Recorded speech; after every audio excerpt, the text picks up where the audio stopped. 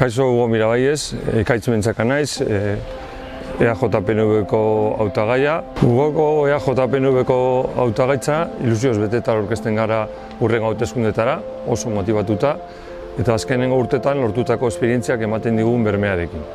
Ilusioa importantea da eta badaukagu, motivazioa importantea da eta badaukagu ere, baina esperientzia ezinbestekoa da. Eta gaur esperientzia hori gu bakarrik daukagu. Beraz, zalantza barik esan dezaket, baina baita apaltasun osoz ere bai, talderik onena osatzen dugula datozen 4 urtetan udal gobernuan egoteko. Gainera, badakigu ze beharrak dituen Hugo Mirabaiezek eta badakigu zer eskatzen diguten gure herritarrek.